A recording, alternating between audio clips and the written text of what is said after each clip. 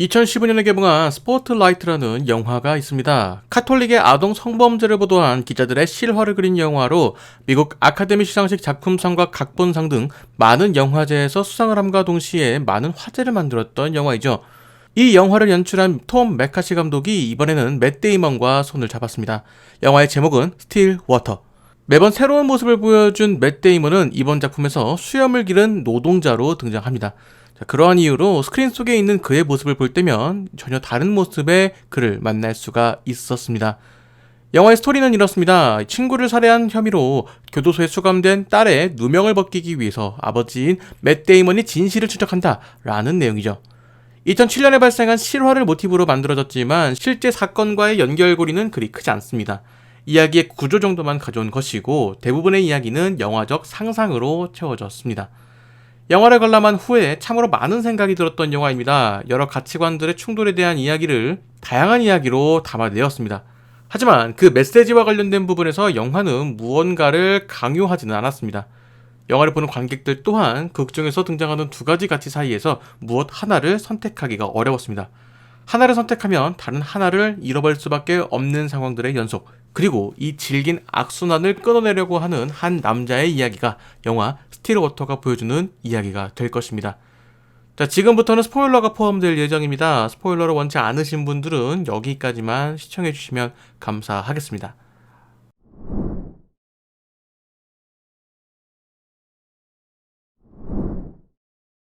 자, 이야기의 시작은 구직을 하는 주인공 벨의 이야기로 시작이 됩니다. 그의 딸인 앨리스는 프랑스 마르세유에 교환학생으로 있던 사이에 범죄에 연루돼서 현재 마르세유 교도소에 수감이 되어 있습니다. 빌은 그런 딸의 면회를 위해서 마르세유로 향하게 되면서 본격적인 이야기가 시작됩니다. 마르세유에 도착한 날 밤에 잠에 들려고 했지만 옆방에서 큰 소리로 음악을 틀어놓았습니다. 빌이 발코니로 가보니 옆방에 있던 버지니와 마주하게 되죠. 그는 영어로 음악을 줄여달라고 이야기를 하자 그녀는 프랑스어로 영어를 못 알아듣는다며 그의 말을 무시하죠. 자, 여기서부터 두 사람의 문화 차이가 발생하게 됩니다. 프랑스에 왔지만 영어를 전혀 하지 못하는 빌과 영어를 할 수 있었음에도 빌의 이야기를 들어주지 않으려고 했던 버지니의 이야기가 앞으로 등장할 상황들을 미리 암시하고 있다는 것이죠. 영화에서 자주 등장하는 이야기가 외부인에 대한 경계입니다. 이는 빌이 용의자를 찾는 과정에서도 비슷하게 등장합니다. 프랑스 사람에 대한 이야기하면 유명한 일화가 하나 있습니다. 누군가가 영어로 길을 묻는다면 영어를 할 줄 알면서도 답변을 하지 않는다는 것이죠.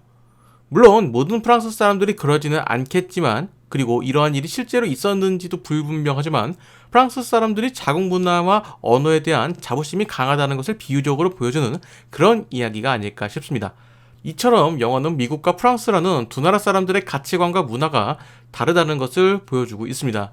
이는 인물의 특징으로도 표현이 가능한 부분이죠. 주인공 빌의 경우 스틸워터라는 마을에서 석유 시추를 하며 여러 사람들과 마주하게 되었고 마음에 드는 상황이 아니더라도 참고 일을 해야 하는 경우가 있었습니다. 전과가 있는 빌의 입장에서는 환경을 따질 만한 상황이 아니기 때문이죠. 한편 버지니는 그리 급해 보이지 않습니다. 크게 유명하지 않은 연극 배우로 살아가고 있는데 만약 버진이라는 인물이 미국 사람이었다면 더 유명해지기 위해서 노력을 하는 인물로 그려졌을 것 같습니다. 하지만 버지니는 그런 인물이 아니라는 것이죠. 부족하지도 넉넉하지도 않은 이 상황에 만족하면서 현재의 상황을 즐기고 있는 듯한 그런 모습입니다. 자, 그런 태도적인 측면에서 두 사람의 차이가 발생하게 됩니다. 그리고 이 차이가 영화 내내 이어지면서 마지막 순간에 가장 큰 갈등을 만들어내는 것이죠.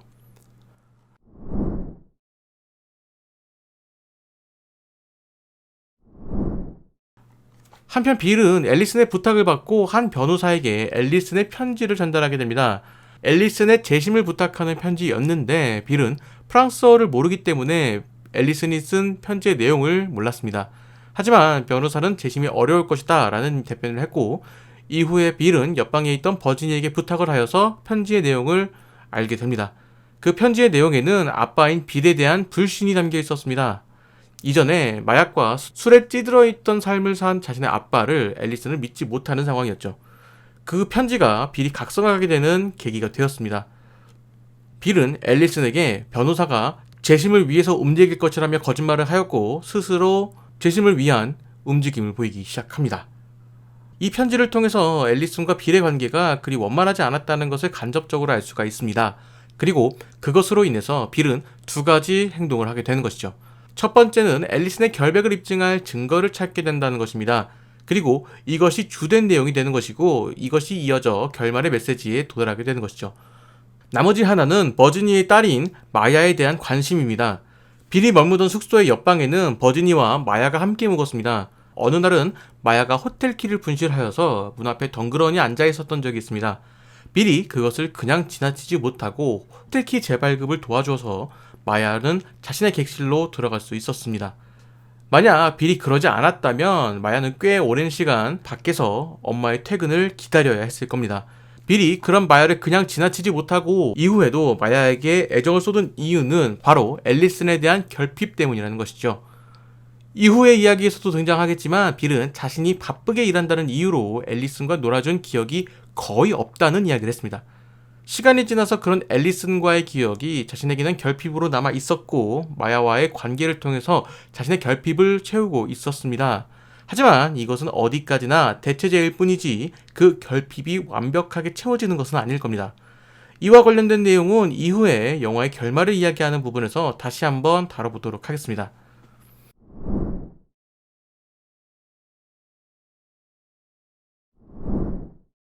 자, 결과적으로 빌은 앨리슨을 위해서 마르세유를 돌아다니면서 그녀의 결백에 대한 증거를 찾게 됩니다.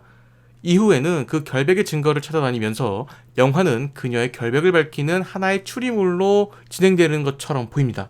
하지만 영화를 다 본 뒤에 생각해보면 이것이 하나의 맥거핀과 비슷한 작용을 했다라는 생각마저 듭니다. 큰 흐름으로 본다면 빌이 사건 해결을 위해서 증거를 찾는 과정에 등장하다가 주요 인물이었던 아킴을 붙잡지 못해서 모든 사건 진행이 정체를 겪게 됩니다. 이후 영화는 증거를 찾는 모습이 아니라 빌이 마르세유에 적응해 나가는 모습을 보여줍니다. 영화 전체의 흐름으로 생각을 해본다면 빌이 사건의 증거를 쫓는 과정을 생각보다 자세히 보여준 것은 시간을 벌기 위한 연출이었다라는 생각마저 들었습니다. 궁극적으로 이러한 과정에서 중요하게 봐야 할 것은 증거를 찾아냈다는 것보다는 과정을 통해서 생긴 빌의 변화가 되겠죠. 증거를 쫓는 과정에서 빌은 버지니와 많은 시간을 보내게 됩니다. 더불어 버지니와 룸메이트가 되기도 하였고 덕분에 그녀의 딸인 마야와도 좋은 관계를 유지할 수 있었습니다. 어느 순간까지는 버지니에게 빌은 단순히 룸메이트이자 자신이 도와주는 인물 정도로만 생각을 했을 겁니다. 자신의 연극을 연출한 감독과 키스를 하는 장면이 그것을 보여주는 대표적인 장면이 되겠죠. 그런데 시간이 흘러가면서 서로에게 정이 쌓이게 되는데 그 이유를 생각해 보게 되었을 때 가장 큰 원인은 빌과 마야의 유대 관계일 것입니다. 버지니가 TV 시리즈에 섭외가 되면서 보모를 고용하려고 하지만 빌은 자신이 마야를 더 신경 쓰겠다라는 이야기를 합니다. 빌의 입장에서는 마야와 함께 있는 것이 자신의 결핍을 채우는 행위인 것이고 버지니의 입장에서는 자신의 딸을 챙겨주려는 빌에게 호감을 느꼈을 가능성이 크다고 생각을 합니다. 영화 또한 의도적으로 그들이 하나의 가족이라는 분위기를 풍기고 있습니다. 거기에 앨리슨이 외출을 나와 버지니와 마야와 함께하게 되면서 대부분의 사람들이 생각하는 가족 구성원이 만들어집니다. 빌과 버지니, 앨리슨과 마야가 함께하게 된다면 모든 인물의 결핍이 채워지는 것이죠. 빌에게는 죽은 아내에 대한 결핍과 어릴 적 앨리슨에게 잘해주지 못했다는 결핍, 앨리슨에게는 엄마에 대한 결핍과 버지니에게는 남편의 부재에서 오는 결핍, 마야에게는 아빠의 부재에서 오는 결핍과 더불어 자신과 함께 놀아주는 비슷한 또래의 언니에 대한 존재까지, 자, 이렇게만 살아간다면 이들은 행복하게 살아갈 것 같습니다 라는 느낌을 주는 장면들로 계속 이어진다는 것이죠. 이후에 등장하는 장면도 앨리슨이 교도소 내에서 마음의 평화와 마음가짐의 안정을 찾아가는 모습이 등장하면서 비록 정확한 증거를 찾지는 못했지만 이들 나름대로 행복을 찾아가는 듯한 그런 모습이었죠. 이후에 빌이 마야와 함께 축구를 보러 가는 상황이 등장합니다. 사실 이 장면에서 저는 이런 생각이 들었습니다. 사건 해결을 너무 미뤄두는 것 아닌가? 그 순간부터 조금은 지루해진다, 영화가 늘어진다 라는 생각을 했거든요. 그 생각을 하게 된 그 순간에 영화는 새로운 국면을 맞이하게 됩니다. 바로 축구장에서 빌은 앨리슨과 관련된 사건에서 주요 인물이었던 아킴을 발견하게 되는 것이죠. 순간 빌에게 느껴진 감정은 참으로 복잡했을 겁니다. 만약 아킴을 모른 척하고 넘어간다면 마야와 버지니와 함께 행복한 삶을 이어갈 수 있을 겁니다. 하지만 그들과 함께하는 것은 결핍을 채우는 행위인 것이지 해결을 하는 행위는 아니라는 것이죠. 결국 빌에게 존재하는 것은 앨리슨이라는 결핍을 해결하기 위해서는 아킴이 필요하다는 것입니다. 그리하여 빌은 마야가 잠든 틈에 아킴을 납치하여 지하실로 데려갑니다. 자, 이 과정에서 마야는 빌의 행동을 어느 정도 눈치챈 것으로 보였지만 다른 사람에게는 말하지 않았습니다. 마야 또한 현재의 관계를 깨고 싶지 않다는 것으로 해석해 볼 수가 있겠죠.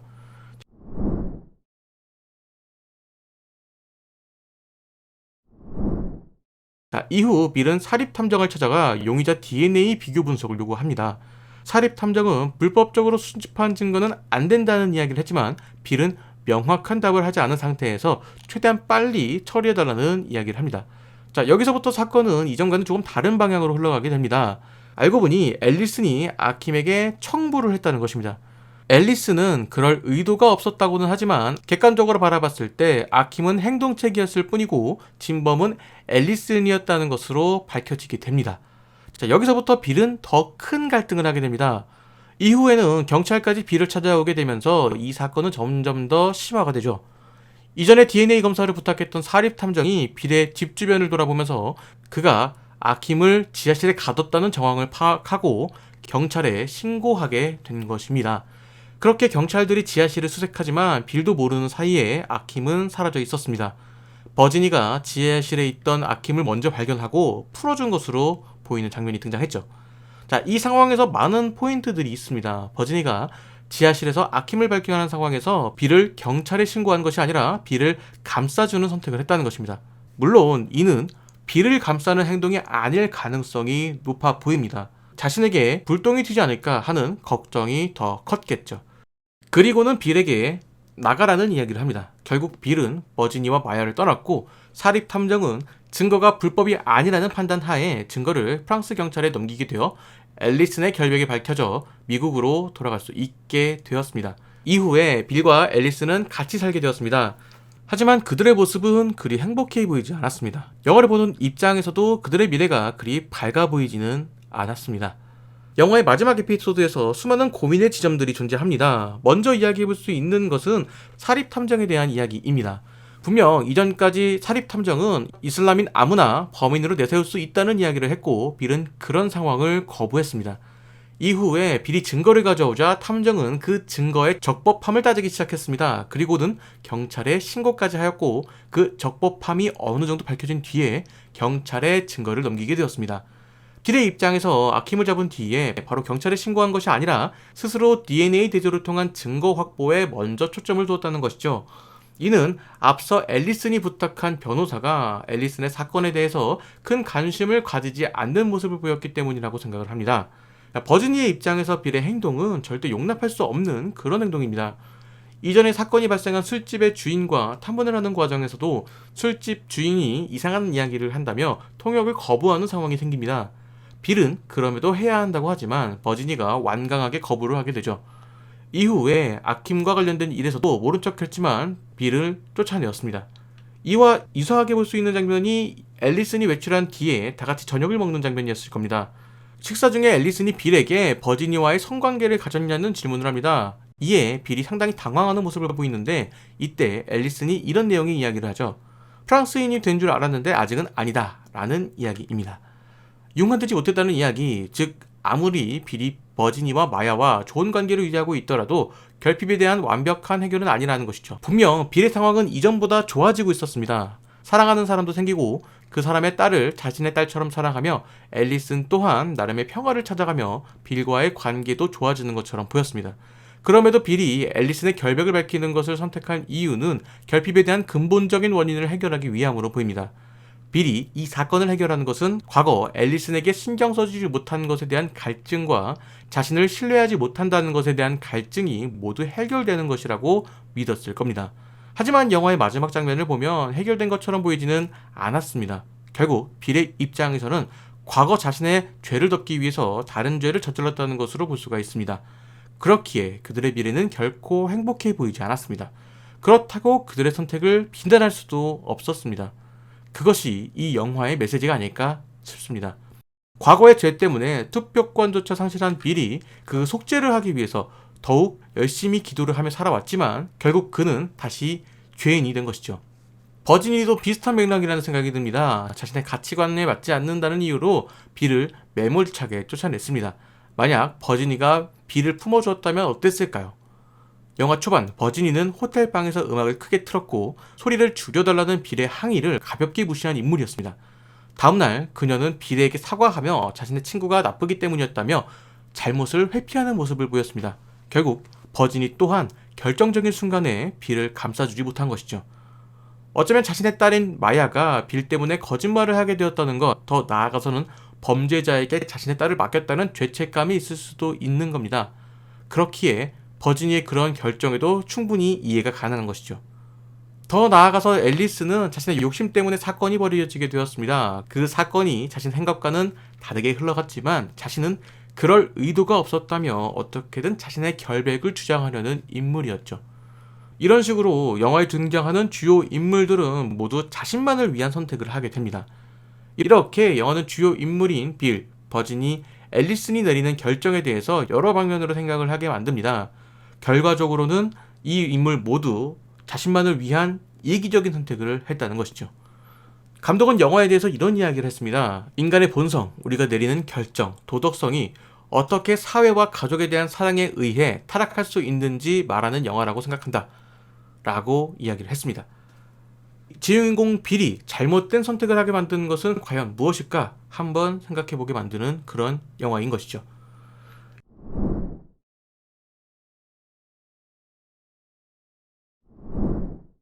영화 스틸워터는 좋은 시나리오로 만들어진 영화입니다. 영화 초반에는 증거를 찾는 범죄 스릴러로 보여지다가 점점 이야기가 흘러가면서 이들의 변화를 만드는 것은 무엇인가? 라는 철학적인 질문을 던지는 영화로 변화하게 됩니다.